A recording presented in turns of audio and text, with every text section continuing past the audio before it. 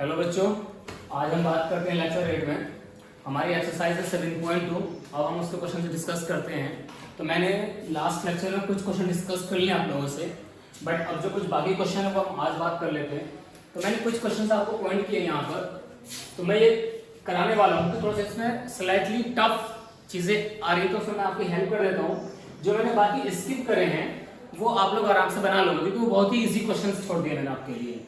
ठीक है, तो एज ए होमवर्क है वो बाकी क्वेश्चंस, बट ये मैं डिस्कस करता हूँ आप लोगों से। क्वेश्चन नंबर 12 है, फिर 13, फिर 15, 20, 24, 25, 29, फिर ये 32, फिर ये 37 और तीसरा क्वेश्चन फिर मैं देखता हूँ अभी बाद में। तो पहले हम इन पे बात करते हैं कि हम किस तरह से समाकलन हम इनका करने वाले हैं। ठीक है, जैसे कि आपके पास ये पहला क्वेश्चन आता है, क्वेश्चन नंबर 12। उसने क्या लिखा है देखो कि इंटीग्रेशन ऑफ x की घात 3 माइनस 1, इसकी पूरी घात है आपके पास 1/3 गुणा में है x की घात 5। मुझे इस सवाल का करना है अवकलन। आपने क्या देखा कि सर हमारे पास तो दो क्वेश्चन आ गए, दो फलन आ गए हैं, एक ब्रैकेट में है एक बिना ब्रैकेट के, जबकि हमने अभी तक समाकलन में दो फंक्शन की गुणा वाला सवाल नहीं करा है। मतलब कुछ अलग आ रहा है। तो आपके दिमाग में एकदम आगा सर हाँ ठीक है ना, प्रतिस्थापन विधि से काम करते हैं हम इसके लिए, तो शायद कुछ इजी हो जाए। तो मैंने क्या लिखा कि मैं किसको पुट करूं। आपका सवाल है इसमें f कौन है, यानी कि इस f में g कौन है और उसका g डैश कौन है। तो मैंने क्या देखा कि घात है मेरे पास 3, यहाँ पे घात है 5, तो शायद हम इसमें इसको g बोल सकते हैं। कैसे देखो, मैंने कह दिया कि अगर मैं इस सवाल में t को मान लूं x की घात 3 माइनस 1, पूरा पार्ट मैंने t मान लिया। जब t मान लिया तो मैंने कहा दोनों और अवकलन, तो आपने कहा t का dt बन गया, इसकी 3x², इसका 0 हो गया।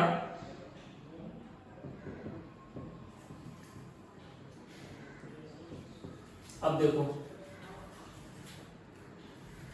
तुम बोले सर फिर ये चीज कहां से मिली थी हमें, तो मैंने आपको क्या दिखाया, ये x की घात 5 जो होगा, अब इसकी तरह से ब्रेक कर लो। आप बोले इसको हम एक काम कर सकते हैं, इसके अंदर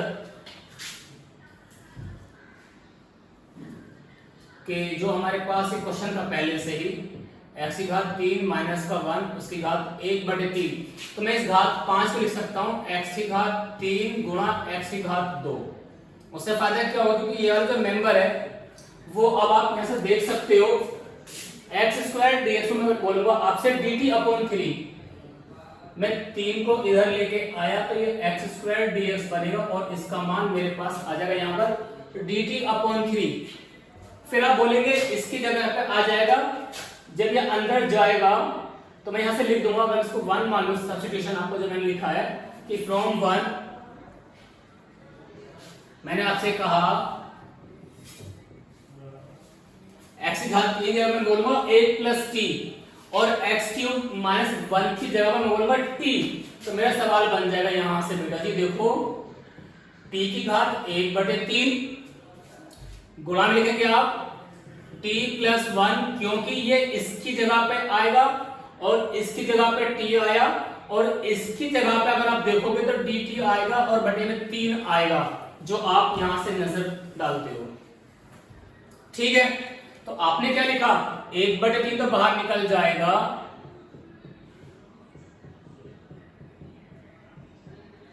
उसके बाद आप छोटी सी कहानी करो कि सर इसकी मैं करूंगा गुणा यहां पर, तो t की घात 1/3 प्लस का हो जाएगा t की घात 1/3 प्लस का 1,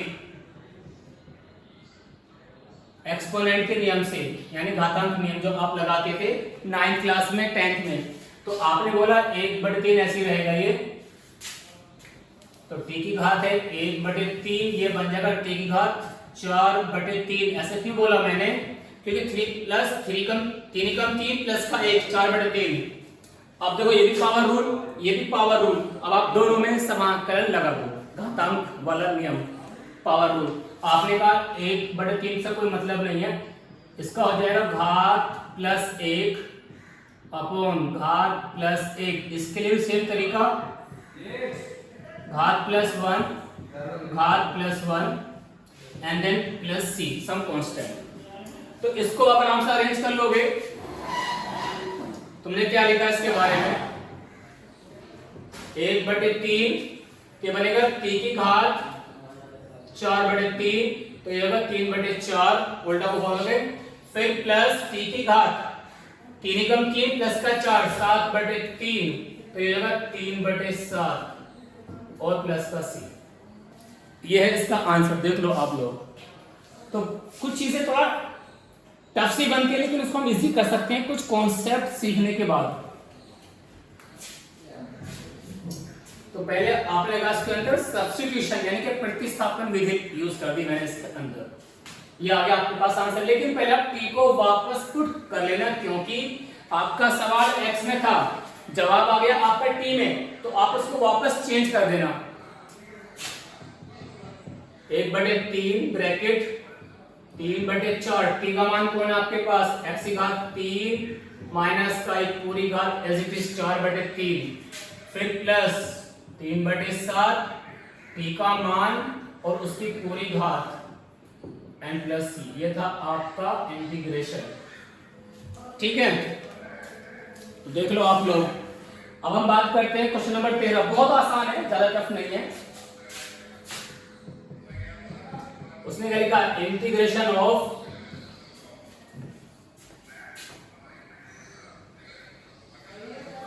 ये बहुत ही आसान सवाल है, मुझे करना नहीं चाहिए था बट लिख दिया। जब आपका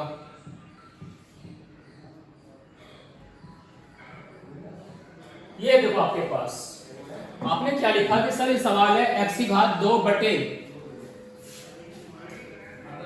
प्लस 3 इंटू एक्स की घात 3 की पूरी पावर 3। तुम्हें नजर आ सकती है पूरा एक फंक्शन है अलजेब्राइक।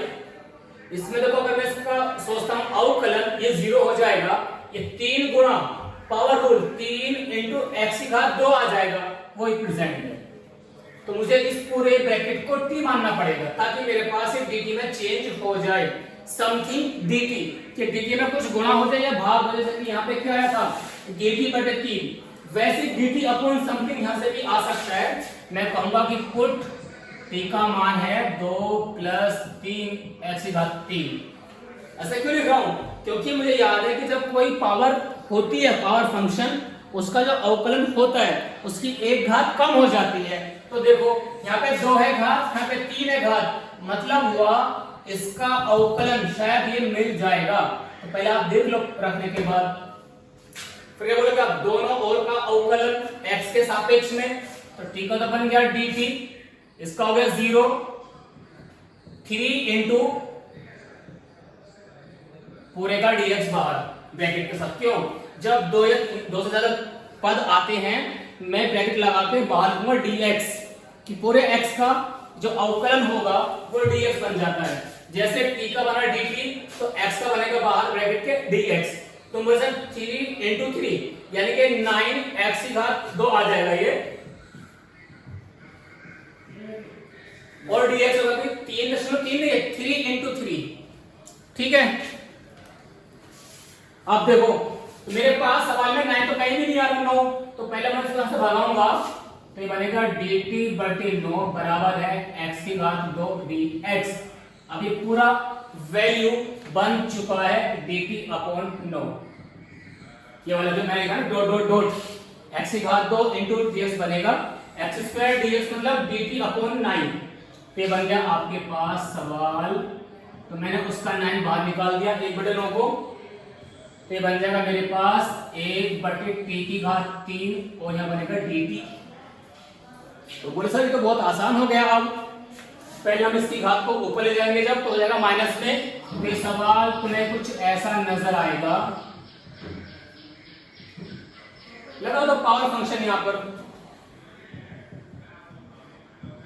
t की घात -9 प्लस 1 घात प्लस 1 प्लस का c, तो ये बन जाएगा 1/9 t की घात -8/-8 प्लस का c। तुम बोले सर ये हो जाएगा -9 यानी कि नोट थे 72 ना, तो -1/72 t की घात -8 प्लस का c, ये है मेरा इंटीग्रेशन। लेकिन पहले आप p को पुट कर देना ये वाला मान और आपका रिजल्ट आ जाएगा। आप बोलोगे -1/72, टी का मान है 2 प्लस पावर हो जाएगी 8 प्लस का सी। देख लो, अरे नहीं माइनस का 3 है बेटा, 9 नहीं है, सॉरी माइनस का 3 है। पता नहीं 9 मैंने कैसे लिख दिया by mistake, sorry for this. ये ऐसा आया तो ये माइनस का 2 आएगा बेटा, ये माइनस का 2 आएगा, ठीक है। तो 9 दूनी 18 आएगा, ये सॉरी ये माइनस का 2 आएगा घात, इसका भी 18 आएगा, और ये तुम्हारे पास सही है तो घात है इसका माइनस का 2, ठीक है। ये आपका आंसर आ गया। अब देखो मेरा 12 क्वेश्चन हो गया, तो 12 भी आपका हो गया, 13 भी आपका हो गया।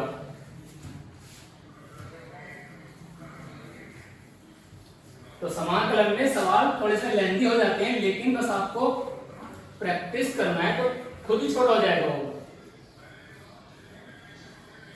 अब देखो, अब हमारे पास है अगला सवाल, यानी कि question number 15, integration of x बटे 9 - 4 x की घात 2 dx। तुम्हें फिर याद आ गया सर, तो और भी अच्छा हो गया।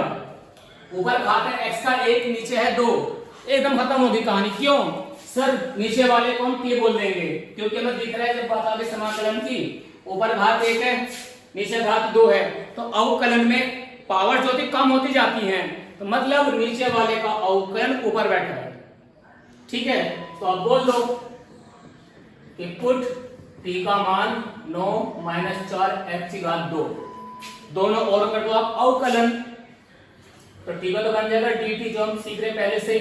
9 का तो 0 हो गया, 4 × 2x, और एक का d आ गया, आपने कहा 4 दूनी 8,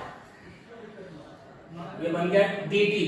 आपने कहा सर देखो हमारे पास x की गुणा में 8 नहीं आ रहा है, तो मैं बोला कोई बात नहीं बेटा, इसको बाहर निकाल दो आप, तो यानी कि ये बटे में आ जाएगा dt/8 विद माइनस साइन, तो ये x गुणा dx ऐसा रह जाएगा। देखो तो मैं आपसे कह सकता हूं x और dx की जगह पर please check what I am saying, this one जो ये डॉटेड पार्ट है इसका पूरा मेंबर जो बन चुका है, अब dt/8 और बाहर है माइनस कर सकते हैं, यानी कि माइनस dt/8, ठीक है। तो आपने क्या लिखा इसके बारे में कि ये बन जाएगा कि हमारा जो समाकलन कर रहे हैं जिसका हम माइनस का 1/8 बाहर निकाल दो आप, ये 1/t बन जाएगा और गुणा में dt आ जाएगा।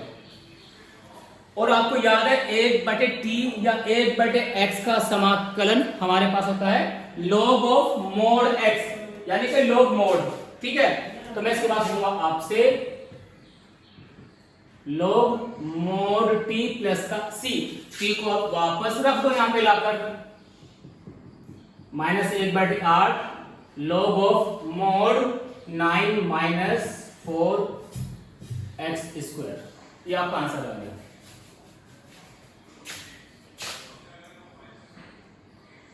तो देखो आपका ये भी आ गया। अब देखो आप 20, क्वेश्चन नंबर 20 आपके पास, इंटीग्रेशन ऑफ e की पावर 2x माइनस e की power -2x divide by e की पावर 2x प्लस e की पावर -2x, और यहां पर लिखा उसने dx कि किसके सापेक्ष करना है, तो हमें लिख दिया कि हमें उसको x के सापेक्ष में समाकलन बताना है। आप देखो आप तो e की power 2x minus this upon this, ठीक है। तुम बोले सर कैसे कह रहे हैं, हमें तो कुछ समझ में नहीं आ रहा। बोला लेकिन आपने ये पढ़ा था e की पावर x का अवकलन भी e की पावर x होता है, तथा e की पावर x का समाकलन भी वापस खुद होता है वो। तो तुम्हें नजर आ रहा है कि इसका अवकलन ये बैठा और इसका ये बैठा, तो सीधी सी बात है मेरे नीचे वाले, तो मोस्टली हम ज्यादातर नीचे वाले फंक्शन को t मानते हैं, क्योंकि वो 1/t बन जाता है या 1/t की घात कुछ आ जाता है, तो जिसका हम आराम से समाकलन कर लेते हैं पावर रूल से। अब देखो मैंने इसको t मान लिया, अब आप करोगे दोनों तरफ का अवकलन, t का dt हो गया e की पावर x, लेकिन ये बेचारा x नहीं है, ये कोई एक्स्ट्रा चीज है, तो उसका अगेन करूंगा। तो जब कोई नंबर गुणा करता है तो सिर्फ उसका अवकलन x पे नंबर आता है, फिर प्लस e की पावर का इसका भी सेम आया, लेकिन उसका नंबर है -2, ये इसका अवकलन आ गया। फिर बाहर लिखेंगे आप पूरे के लिए dx, क्यों? क्योंकि जब t का dt होगा तो x वाले फंक्शन का dx आएगा। तो बोले सर यहाँ पे दो कॉमन है, बोला कोई बात नहीं, सब बाहर निकाल दो आप, प्लस माइनस माइनस e की पावर माइनस का 2x और ये आया dx, ये बना dt। तुम्हें याद है सर ये पूरा पार्ट ऊपर बैठा है, बोला बिल्कुल सही बात है, तो बस ये दो ऐसा भगा दोगे तो dt के बटे में आ जाएगा वो, ठीक है। तो dt बटे 2 बराबर बोलेंगे आप e की पावर दिस माइनस e की पावर दिस पूरे का dx गुणा में। तो आ चुका है, इसकी जगह पे मैं यहाँ पर कहूंगा dt अपॉन t बोलूंगा, तो मेरे पास ये आएगा कि देयरफॉर समाकलन निकालना है मुझे 1/t गुणा dt, और बटे का जो 2 था उसको मैंने बाहर निकाल दिया 1/2 करके, सही, क्योंकि नंबर को मुझे बाहर निकालना होता है। क्या बन गया वापस log x, इसका समाकलन, तो t है तो log t बोलूंगा मैं, 1/2 log of mod t plus का c, बाद में आप t का मान वापस रख दो,